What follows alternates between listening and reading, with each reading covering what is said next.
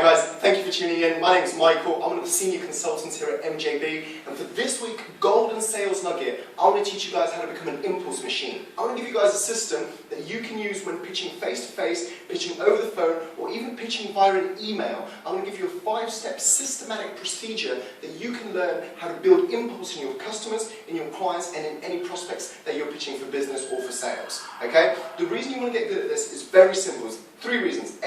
One is to achieve high results. 2 is to become more systematic so you, in the long term, you can forecast quite easily. But 3, and this is very key, is to be able to teach and develop other people in your business, in your team, how to become as good as you will be. Now, the 5 steps is essentially 5 key columns to your conversation, to your procedure, to build impulse, to get the required goals, to get the required results from your consumer, from your client, from your customer. So the first step goes without saying, but it's an introduction. Now, in the introduction, you want to have a really good tone of voice. So let me explain that very quickly.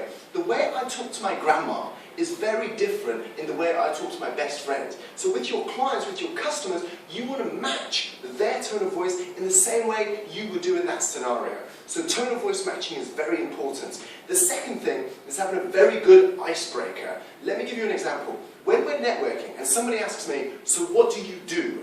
What do you do? Now I can say I do sales training, we do sales consultancy, we do sales coaching. It's boring. What I say to someone is I help people to print money.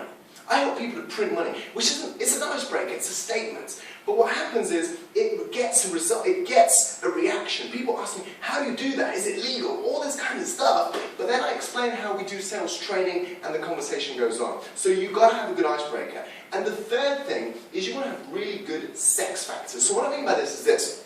The S in the sex factors is having a genuine positive smile. Even when you're on the phone, especially face-to-face, but on the phone people can gauge it, people can gauge that smile. The E is eye contact. When you talk to someone, you want to have genuine positive eye contact because it builds trust. And the X is enthusiasm, excitement, having genuine personality, genuine excitement about what you're doing to capture your audience. So in the introduction, you want to have a good tone of voice, you want to have great sex factors, and you want to have a good icebreaker. That will then lead you, the impulse will have gone up, and that will have lead you to your short story. Now, in your short story, notice we haven't talked anything about what your service or what your product or what you're trying to sell that person. So what you want to do now is you want to tell them who you are, what you're doing, and most importantly, why you're there, why your product and your service could potentially help them, depending on what area or what type of customer they are. So that's your 3 W's, but very, very important.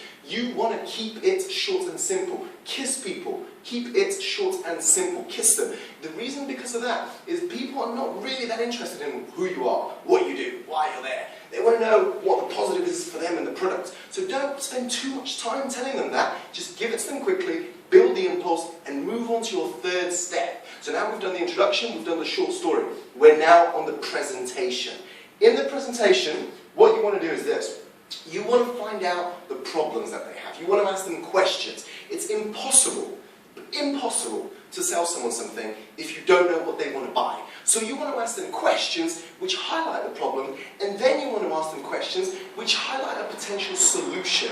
So questions which highlight the problem, questions which highlight a potential solution. You then want to give them the potential solution, and hey ho, you have that potential solution. It's your product or your service. And then the way you do that is not by telling them, listen, we could fix that problem by doing this. You want to tell them, we could fix that problem for you because we've done this for another customer, and this is how we did it. You paint a full picture of a different scenario, which is very similar to their scenario, but you give them how the solution was fixed for that particular scenario.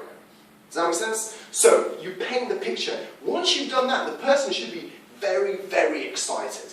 You then talk about price. Now, a lot of people fall down on price because it's negative. But price is not a negative. Price is a positive. Because if your product is so good, if it's so great, if it's so amazing and it's going to change their life, then hell, price is great, right? And the way you talk about price is this.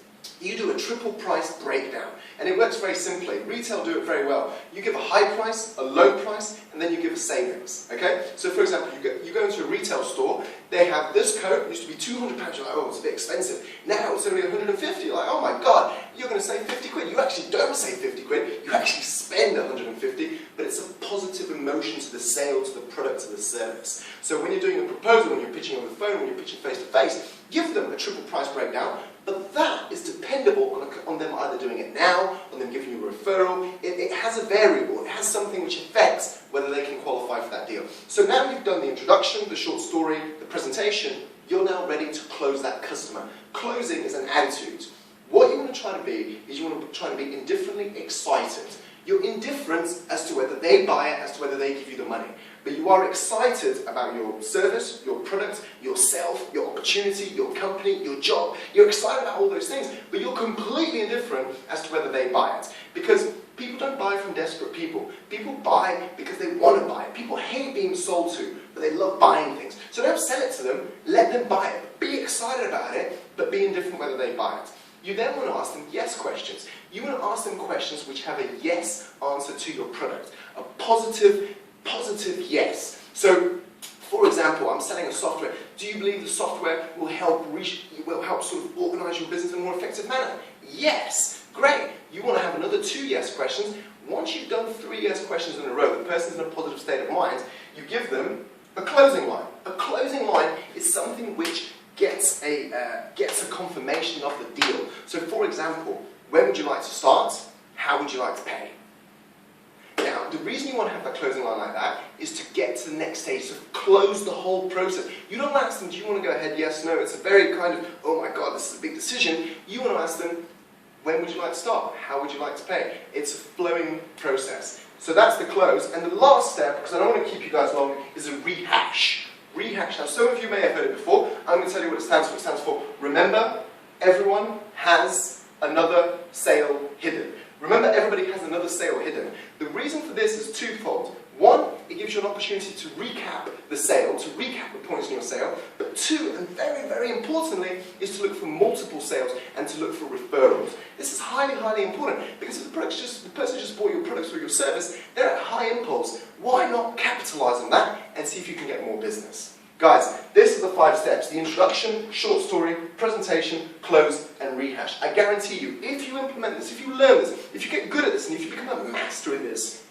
you will become an impulse machine. And a couple of things will happen. 1, you'll generate more sales. 2, you'll make more money. 3, you'll put a system in your business, in your team, and you will make other people around you better at what they do. Guys, next week we're going to be talking about the questions. What sort of questions you want to ask to highlight the problems, what sort of questions you want to ask to highlight the solutions, to really get your customer impulse and really get your customer to want to buy into you. My name's Michael, the company's MJB. When sales matter, we deliver. Have a fantastic week, and I'll see you guys next Monday.